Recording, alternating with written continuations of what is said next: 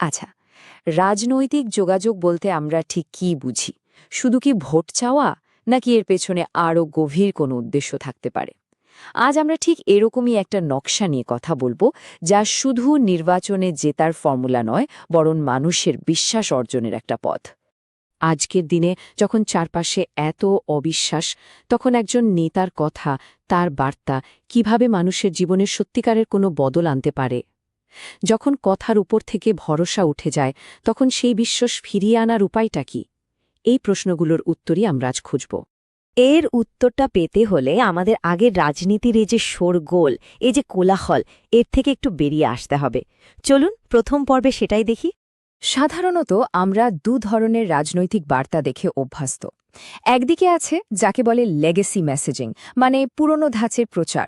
দেখুন এটা কেমন, কোনো একটা ঘটনা ঘটল, তার প্রতিক্রিয়া দেওয়া হলো, সবটা একজন নেতাকে ঘিরে ঘুরছে, আর প্রায়ই এর ফল হয় বিভেদ। অন্যদিকে এর ঠিক উল্টোটা দেখুন, গভর্নেন্স কমিউনিকেশন। এটা প্রোঅ্যাক্টিভ, মানে আগে থেকে ভাবা। এটা কোনো ব্যক্তিকে নিয়ে নয়, পুরো সিস্টেম বা ব্যবস্থাকে নিয়ে কথা বলে। আর এর লক্ষ্যই হলো সবাইকে এক ছাতার তলায় আনা। পার্থক্যটা কিন্তু বেশ স্পষ্ট। আসলে ব্যাপারটা গলার জোরে নয়, কে কত জোরে চিৎকার করতে পারে সেটা আসল চ্যালেঞ্জ নয়। আসল চ্যালেঞ্জ হলো বিশ্বাসের একটা ভিত তৈরি করা। ঠিক যেমন একটা শক্ত ভিতের ওপরই একটা বাড়ি দাঁড়িয়ে থাকে। তো সমস্যাটা তো বোঝা গেল, কিন্তু সমাধানটা কি? সেটাই আমাদের দ্বিতীয় পর্বের আলোচনা, শাসনের জন্য একটা নকশা। এই যে ব্লুপ্রিন্ট বা নকশার কথা আমরা বলছি, এটা আসলে কি? এটা হলো একটা সিস্টেম। এর ভিত্তিটা হলো ডেটা, মানে তথ্য, আর লক্ষ্যটা হলো মানুষের স্বার্থে কথা বলা। আর সবচেয়ে বড় কথা কি জানেন? এটা কোনো ব্যক্তিকে নিশানা করে না, বরং শান্তভাবে তথ্যের জোরে একটা ব্যবস্থার ভুলগুলোকে সামনে নিয়ে আসে। এই পুরো নকশাটা দাঁড়িয়ে আছে তিনটে খুব মজবুত খুঁটির উপর। চলুন এই তিনটে স্তম্ভকে একটু কাছ থেকে দেখি। প্রথম স্তম্ভটা হলো কৌশলীর কণ্ঠস্বর, মানে বার্তাটা যে দিচ্ছে তার বলার ধরনটা কেমন হবে।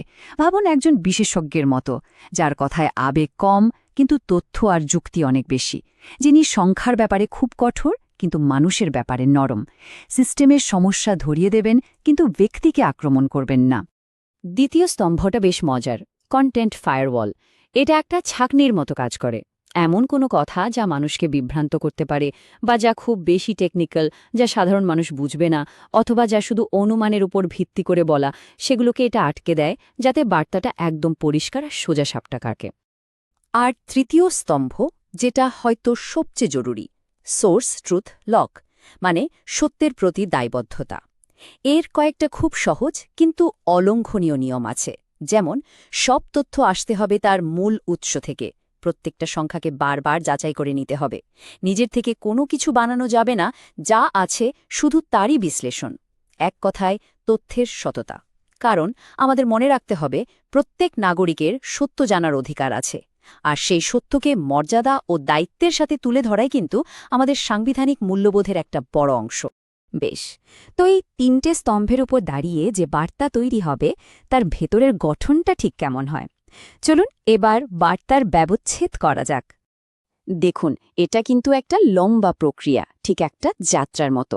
শুরুটা হয় পরিচয় ও উদ্দেশ্য দিয়ে, মানে আমরা কারা আর কি চাই। তারপর মাটির স্পন্দন বোঝা, অর্থাৎ মানুষ আসলে কি ভাবছে, তাদের চাহিদাটা কি। সেখান থেকে সবচেয়ে জরুরি তিনটে বিষয়কে বেছে নেওয়া হয়।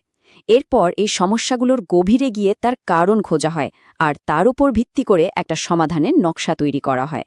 সেই নকশাকে নীতির সাথে জুড়ে দেওয়া হয়, আর শেষে থাকে ভবিষ্যতের জন্য একটা পরিষ্কার রাস্তা আর একটা সতর্কবাণী। পুরোটা একটা সুতোয় বাঁধা।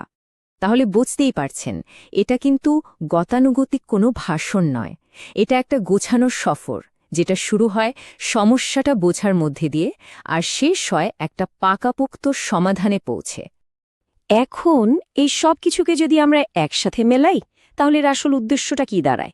এটাই আমাদের শেষ পর্বের আলোচনা, শাসনের জন্য ইঞ্জিনিয়ারিং। এই লাইনটা খুব গুরুত্বপূর্ণ। নির্বাচন মানে শাসনের জন্য ডেটা ইঞ্জিনিয়ারিং। এর মানে কি? মানে হলো, নির্বাচন শুধু জেতার জন্য একটা খেলা নয়, নির্বাচন হলো একটা সুযোগ, ডেটা আর তথ্যের উপর ভিত্তি করে ভালো শাসনের একটা কাঠামো বা সিস্টেম তৈরি করার। শেষ কথা হলো, লক্ষ্যটা কোনো তর্কে জেতা নয় বা কাউকে ছোট করা নয়। আসল লক্ষ্য হলো একটা এলাকার মানুষের ভবিষ্যৎ তৈরি করা। আর সেই ভবিষ্যৎ গড়তে গেলে মানুষের কথা শুনতে হবে, তাদের তথ্য বুঝতে হবে। তবে এখানে একটা খুব জরুরি কথা আছে। মানুষের ব্যক্তিগত তথ্য ব্যবহার করার ক্ষেত্রে আমাদের সবসময় দায়িত্বশীল হতে হবে। ভারতের তথ্য সুরক্ষা আইন অনুযায়ী যে কোনো তথ্য ব্যবহারের আগে মানুষের অনুমতি নেওয়া এবং তার মর্যাদা রক্ষা করা বাধ্যতামূলক। এই সম্মান আর সম্মতি বিশ্বাসের ভিত্তি। এই পুরো ভাবনাটাকে একটা কথায় বলা যায়, রাজনীতির ঊর্ধ্বে উদ্দেশ্য। মানে রাজনীতিটাই শেষ কথা নয়, আসল উদ্দেশ্য হল মানুষের সেবা করা। তাহলে আসুন সবশেষে এই প্রশ্নটা নিয়ে ভাবা যাক।